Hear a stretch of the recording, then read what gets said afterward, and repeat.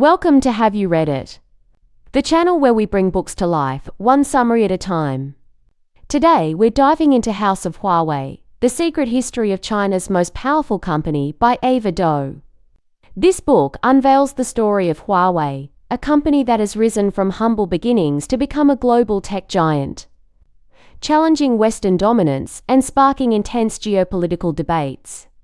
Eva Dou takes us behind the scenes to explore the life of Huawei's reclusive founder, Ren Zhengfei, his strategic vision, and the company's ties to the Chinese state. It's a story of innovation, ambition, and the complex intersection of technology and international politics. What makes this book unique is its comprehensive research, drawing from official documents, first-hand accounts, and years of investigative reporting. It offers a balanced perspective, exploring both Huawei's remarkable achievements and the controversies that have surrounded its rise. Whether you're interested in technology, business, or international relations, House of Huawei provides valuable insights into a company that has reshaped the global landscape. Let's get into the main summary. The book starts with the Ren family's history, highlighting Ren Zhengfei's father, Ren Zhengfei, who ran a bookstore selling good books or patriotic literature during the Japanese invasion of China. This emphasis on education and national service shaped Ren Zhengfei's early life. Ren Zhengfei's early career in the military was marked by hardship and dedication. He worked on a secret military project, Base 011, in Guizhou, contributing to China's defense efforts. This experience instilled in him a military-like discipline and strategic thinking that would later define Huawei's culture. The founding of Huawei in 1987 was a result of China's economic reforms, with Ren Zhengfei seizing the opportunity to start a private technology company in Shenzhen. Huawei began by assembling and selling telephone switches, gradually building its capabilities and market presence. A critical moment in Huawei's early development was Ren Zhengfei's meeting with Jiang Zemin, the then leader of China, in 1994. This meeting signaled state support for Huawei's ambitions to develop indigenous telecommunications technology, framing it as a matter of national security. Huawei cultivated close ties with the state through joint ventures with local governments. This strategy allowed the company to access funding and gain preferential treatment in the Chinese market. The Mobeco model exemplifies this approach, creating a community of shared interests with telecom operators and government departments. Huawei established itself in the global market by adopting a wolf culture, emphasizing aggressive sales tactics and a willingness to work harder than its competitors. This approach helped the company win contracts in emerging markets and eventually challenge established Western players. The company faced significant challenges in the late 1990s and early 2000s, including an audit, the dot-com bubble burst, and a lawsuit from Cisco alleging intellectual property theft. Ren Zhengfei's leadership and the company's resilience enabled it to weather these storms. Huawei expanded its global footprint by establishing a presence in various regions, including Russia, the Middle East, and the United States. It sought to gain access to key technologies and markets, often facing political and security concerns from Western governments.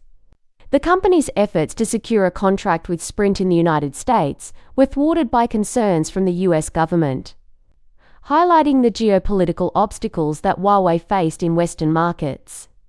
The establishment of the Huawei Cybersecurity Evaluation Centre in the UK reflected the company's efforts to address security concerns and build trust with Western governments. However, this centre was also subject to scrutiny and debate about its effectiveness. The book recounts Huawei's involvement in the construction of telecommunications infrastructure in countries with questionable human rights records, such as Iran and North Korea. These activities raised ethical and legal concerns, particularly in relation to US sanctions. The Snowden leaks in 2013 revealed that the NSE had been conducting surveillance on Huawei for years, raising questions about the security of the company's equipment and its potential for espionage. Huawei denied any involvement in state-sponsored espionage and emphasized its commitment to complying with all applicable laws and regulations. The US government's campaign against Huawei intensified under the Trump administration, with sanctions and export controls imposed on the company. These measures aim to restrict Huawei's access to key technologies and limit its global expansion. Despite these challenges, Huawei continued to innovate and invest in research and development, particularly in areas such as 5G and artificial intelligence. The company's success in developing its own chips and operating systems demonstrated its technological capabilities. The book culminates with the arrest of Meng Wanzhou in Canada in 2018, sparking a major diplomatic crisis between China, Canada, and the United States. The legal battle over Meng's extradition became a focal point in the broader geopolitical struggle between China and the West. Huawei's success in building an indigenous landline telephone system led China's leaders to push for building domestic mobile networks. Vice Premier Wu Bangguo requested that Huawei take a stab at mobile in 1996 because the sector was dominated by foreign firms. The problem was the lack of clarity in China's national mobile blueprint. The choice was CDMA, GSM, or something new. The decision to focus on 3G and not 2G would prove to be the wrong choice initially. A mass resignation at Huawei in 1996 is an example of Huawei people. People can go up or down according to the needs of the company. This is what a Huawei employee has to go through. Either they agree to the needs of the company or they ship out. During China's unbridled 1990s capitalist boom, there weren't any strong regulations and corruption was all over the place. A person had to build guangxi, or relationships with people in powerful positions, in order to get sales. Huawei also built relationships with people who were retired from powerful positions. At a meeting with Jiang Zemin in 1994, Ren waxed eloquent about the importance of the nation developing its own telephone switching technology, saying that the software of such systems should be government-controlled. After this meeting, the local magazine reported that Jiang was presented with Huawei's company oath, which proclaimed a goal of aiming towards the advanced technology of the United States, but that they should add a line to the oath: "We must learn the meticulous, hard-working spirit of the German people." The origin of the name Ranboss Technologies is because Ranboss meant the head of the goddess of the sea, and it was located in the US. Deng had requested a shockingly understated post-mortem arrangement for his corneas to be donated to an eye bank, for his body to be dissected for medical research, and for his ashes to be scattered into the sea. His body would disappear, leaving no tombstone or memorial. In Luoyang, they shivered in the cold in their dark green cotton uniforms. It was hard to even get vegetables beyond pickled cabbage and radish in the cold months. During the Cultural Revolution era, Red Guards hauled onto a platform in the school cafeteria, his hands tied, his face smeared with black ink, the tall hat of shame denoting a counter-revolutionary placed on his head. After Mao died, his system of politics and economic planning was a shamble. To survive, Ren created a community of shared interests with the telecom operators and the government departments overseeing them. In the modern day, such an arrangement might be considered a conflict of interest. But in China's early capitalist era, few rules existed around things of this sort, and even fewer were being enforced. Sales during China's unbridled 1990s capitalist boom involved all sorts of risks. Business was heavily based on guangxi, or personal connections. And building guangxi with prospective clients involved heavy rounds of drinking and lavish gifts. Wolves are really powerful, and they are very aggressive, and they don't attack alone but in packs. As soon as one falls, another steps into the breach.